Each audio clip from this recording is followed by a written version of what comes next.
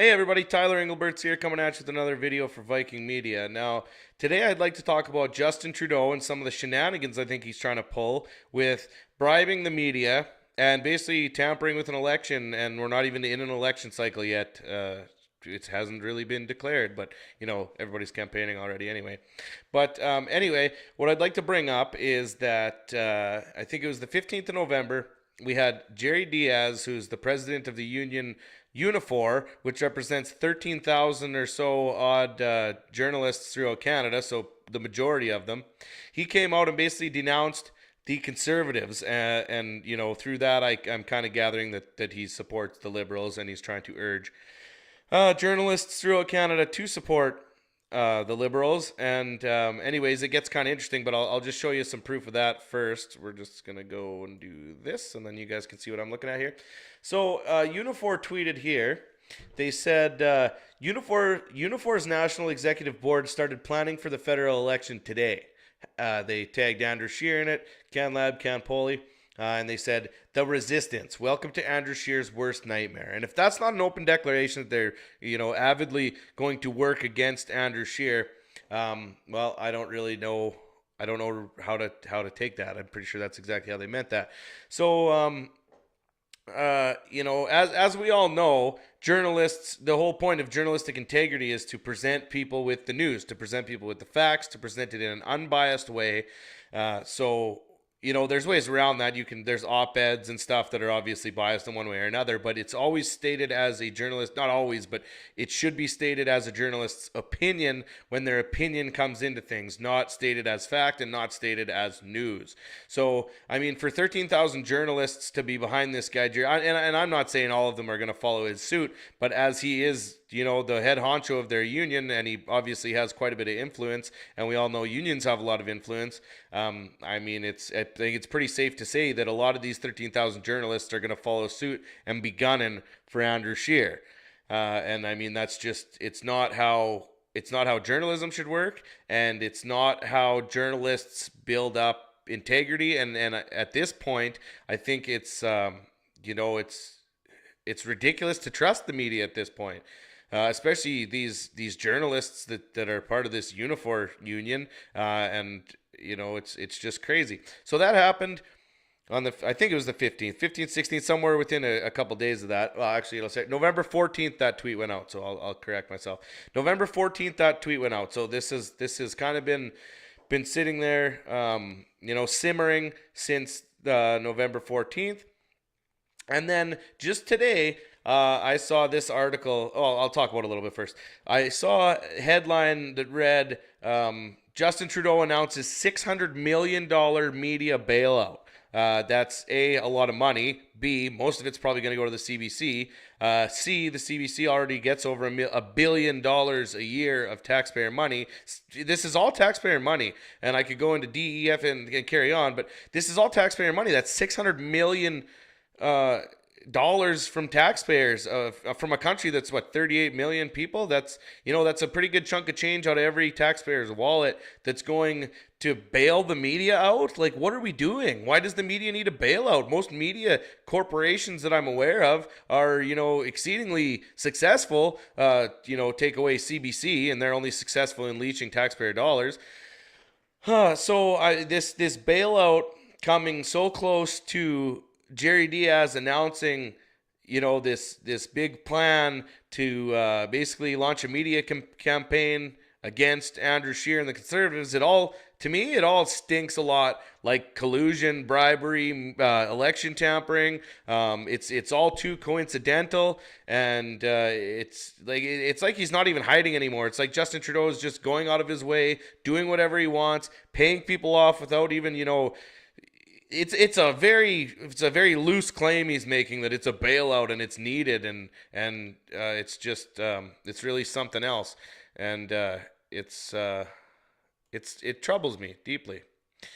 So anyway, I just gotta fix something real quick here before I carry on with this video. There we go. So yeah, just to kind of back some of this stuff up, pulled up some articles here. you can see Spencer Fernando, who seems to be pretty much a conservative news source, but from what I've seen, seems quite reliable. He did an article. Like he's just basically saying, how can Canadians trust the media if tons of media employees are represented by a group pledging to defeat the Conservatives? It's ridiculous. Yeah, and he just goes on to kind of explain this. I'll put a link to this article. There's been lots of tweets about this. Basically, just that the media is going to. It'll be really interesting to see election coverage come this election and just see how bad it gets. That's not what I need. And then here's an article on the bailout that Trudeau is offering. Yeah, and Spencer Fernando says it really well. Instead of letting the Canadian people pick and choose which media companies to support freely, the Trudeau Liberals are forcing you to bail out the media that they pick, using your taxpayer dollars to do it. And I can't really. I read that because I can't really say it any better than that. It's total disrespect for taxpayers. And we're grown adults. We can decide what media outlets get our money based on our viewership. And the typical structure of media of the past is that they come up with content with programming that people really want to watch, and they attach advertising to that. The more beneficial, the more watchers that they can create, the higher their ad space is priced, and that kind of comes up with a model for success or failure. Either you have good programming and you can sell your ad space for a high dollar, or you have terrible programming and you go out of business because nobody wants to advertise on your programming. And now the CBC, instead of following a model like that, they just say, here's some terrible programming, you guys don't have any choice, watch it, and go Justin Trudeau is basically how they've been totally structuring their business model. And for the slap in the face that we get every year with the ridiculous funding that they receive, and then B, for Justin Trudeau to sit here and offer them another $600 million just so that they can literally lose it on bad programming, bad business models, bad. It's just, I can't really explain it any other way. And this, to me, like I said, too coincidental. I'm not buying that this is just a bailout. I'm not buying that Jerry Diaz just decided to launch a campaign against the Conservatives without any ulterior motive. This all stinks to high heck. Justin Trudeau's corrupt.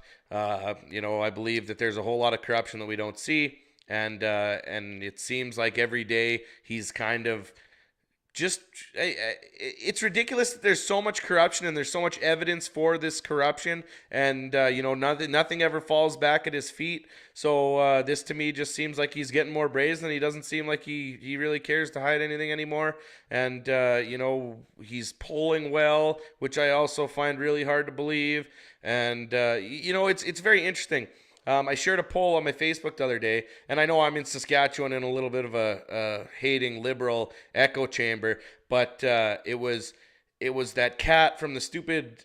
There's a viral video of a cat sitting in a yard, and there's this guy from Boston just screaming at it. And it's pretty funny. I'll post a link to it in the description just so you guys can see what I'm talking about. And it's a poll, and it's literally.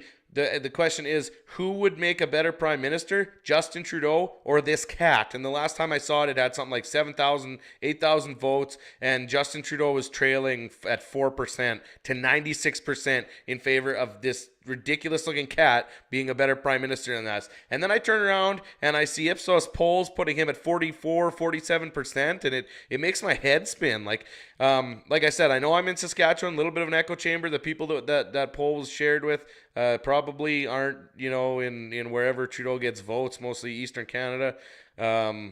But it really makes me wonder what kind of lies were being fed, and how much of this $600 million that Justin Trudeau just pledged to the media is going to fudge numbers on polls. And it's just crazy. And it's really bad to the extent that it's going to. I know I had seen a whole lot of stuff about Google versus DuckDuckGo and all this, and I started. I was dismissive about it. I'm like, Google's Google. And I mean, I'm sure they modify my results a little bit just to market to me specifically, but it goes a lot deeper than that. I urge anybody that hasn't yet to to get DuckDuckGo for your Google Chrome add-ons or whatever. Just use some other search engine other than Google, because the biases that Google presents are more evident every time. Even just looking for these articles that I've showed you guys, I had it was impossible to find them on Google. Well, I mean that's I'm sure it's possible to find them somehow, but trying to come up with these articles on Google was quite hard. And I basically realized that I was using Google and not my typical DuckDuckGo. Switched to DuckDuckGo, found these articles in like the top three of whatever I was looking for on the same search, and it's crazy. It's crazy how biased Google search is. And yeah, that's kind of all I want to talk to you guys about today. Feels good to get that off my chest. Rushed home after work to get this filmed, and you know, this has been stewing inside me all day to get these words out there to you guys. So yeah, I'll leave you guys with that. Thanks for tuning in. If you guys like what you see, please give me a subscribe. Please give me a like. Everything helps. I really want to get this channel growing, and I have some awesome ideas for new content that'll be coming. Some really cool projects I'm working on. Yeah. So thanks for tuning in, and I'll leave you this. If you're not willing to go and fight for your freedoms with a vote, don't expect anybody else to.